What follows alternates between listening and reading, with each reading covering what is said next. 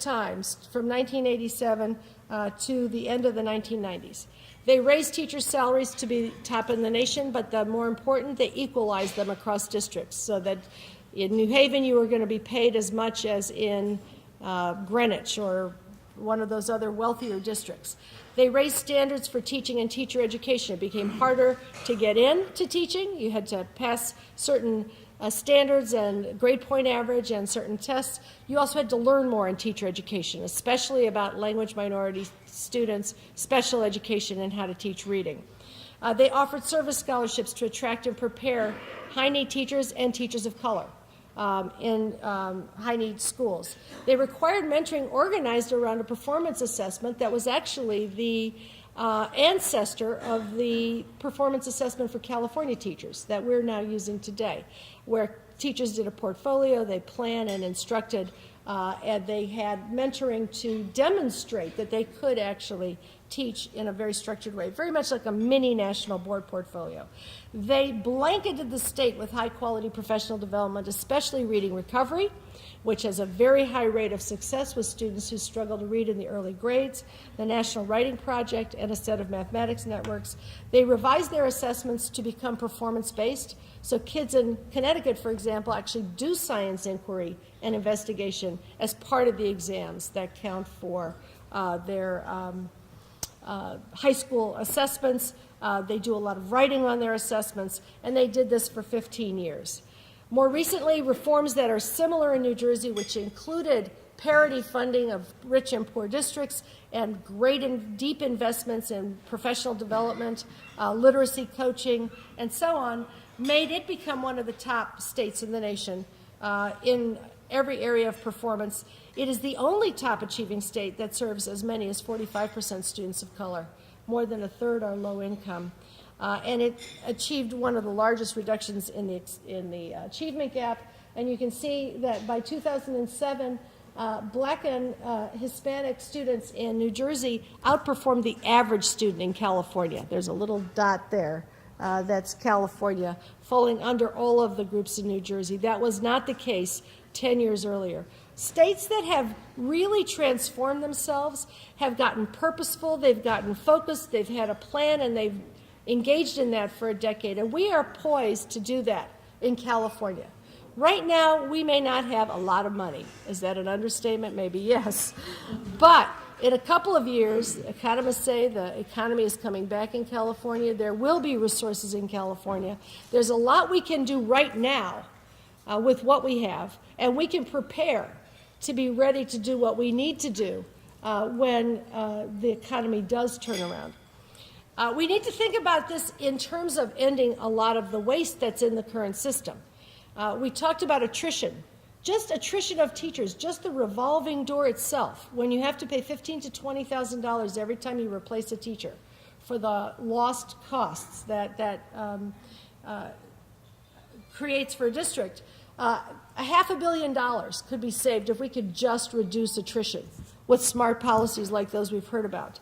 If we improve effectiveness of teaching to reduce dropouts, if we cut our dropout rate in half, by the way, we have one of the higher dropout rates in the country.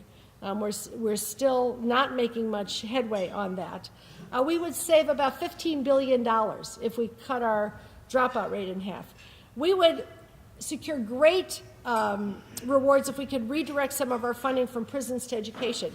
A while back, prisons cost this state 2% of the budget. They're now 10% of the budget. And higher ed used to be about 8% or 9% of the budget. It's dropped down to 7% of the budget. So we are now incarcerating 4 times more people. Most of the inmates are functionally illiterate and high school dropouts. They are the same kids that we wouldn't spend $10,000 on when they were going to school in Oakland, and we'll spend almost $50,000 on them 10 years later when they're incarcerated. We have to rethink that system and get the dollars going where they need to go. We need to look at the whole system. We need to look at recruitment, selection, induction, mentoring, professional development, and think about it in an integrated way. We need to deal with equalizing funding and salaries. And the governor announced some movement towards weighted student funding in the state, towards a new conception of the school finance system.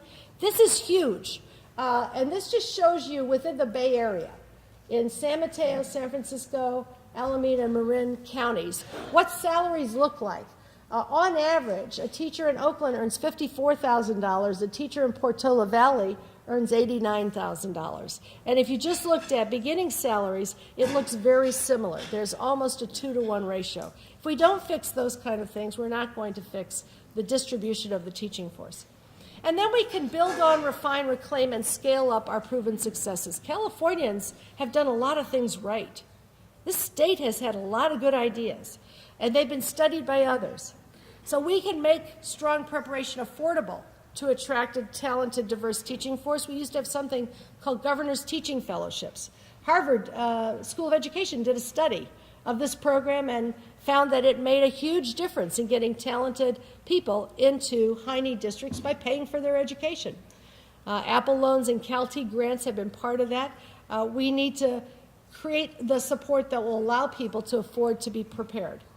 We can make preparation programs more excellent by having those stronger expectations for program quality that Anna Martin talked about earlier, making accreditation more rigorous. We should not have any programs in the state, alternative or traditional, that anybody graduates from ever and says, I was not adequately prepared to teach. That program was a waste of time. I don't want to hear that from any teacher in this state at the point where the CTC completes the next round of redesign that it needs to do. We need to be sure we have great internship programs, we have great traditional pre-service programs, and we have weak programs in both categories.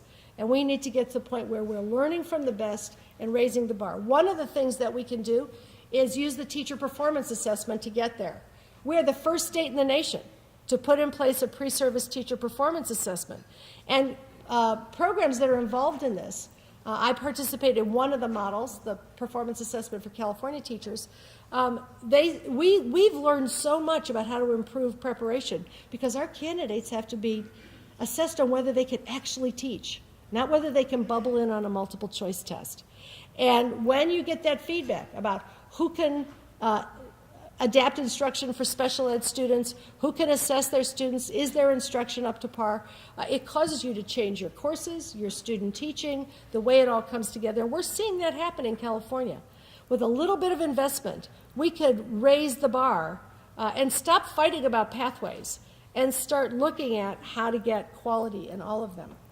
BITSA is a California invention, and where it runs well, it's a brilliant support for beginning teachers, but it's beginning to fray. And we're beginning to hear about places where BITSA is not doing its job, where teachers say, please don't make me do BITSA. I don't want to have to sit down and do the box.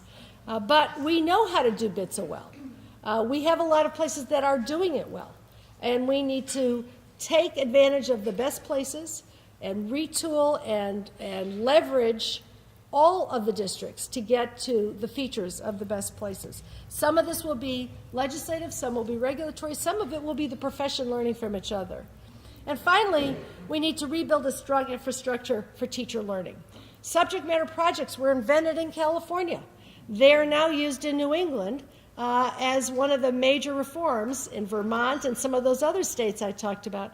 We still have them. The Bay Area Writing Project became the National Writing Project. We need to cultivate the strengths that we have, expand them, make them more available. The California School Leadership Academy, brilliant invention, zeroed out a few years ago, although it still lives in a project somewhere in West Ed, picked up by 20 other states in the country that now have school leadership academies. We need to come back to the place where we can provide these resources to our school leaders. We have STEM initiatives all over the state in tiny little projects that we need to understand, study, expand, glue together, and make part of an infrastructure. And finally, we need strong, useful teacher evaluation that helps people improve. We've heard a lot about that today, and does quickly and timely and efficiently get rid of teachers who are not able to do the job.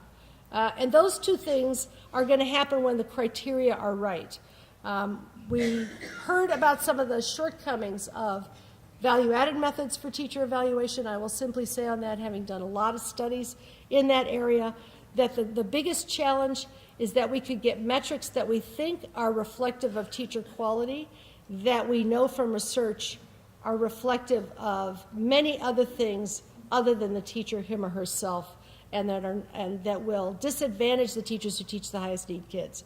And that will be a shame if we create more incentives for teachers to teach the kids who most need great teachers. But we do know from research that if you use the great kinds of standards we have, California has some of the best standards for teaching in the country. If we use those as the basis for evaluation, if we look at curriculum plans and student work as well as observations of practice, if we train evaluators, if we give regular feedback and links to professional development, if we put peer assistance and review in its best form in place in every district, we could have a highly functioning, improvement-oriented, and personnel decision-making capable evaluation system in a short period of time. We're the only state in the nation that has statewide peer assistance and review. Let's beef it up. Let's make it work. Let's leverage it to do the work that it could do statewide. And finally, we need to support instructional leadership from both principals and teacher leaders to build those professional learning communities that help people use data, redesign their schools, and facilitate student learning beyond the test. We have the capacity. We have the brain power in this state. We have the ideas in this state. We have committed teachers and leaders in this state. We need to be confident that we can think and act systemically together to put the pieces together so that all teachers have the support, knowledge, and skill that they need. All leaders have that same support, knowledge, and skills that they need and want to have to teach the kids that they're committed to teach in the great state of California. And our goal for the next century, I think, should be that those who can do and those who understand teach. And furthermore, that those who can teach and that those who can't go into a less significant line of work. Thank you.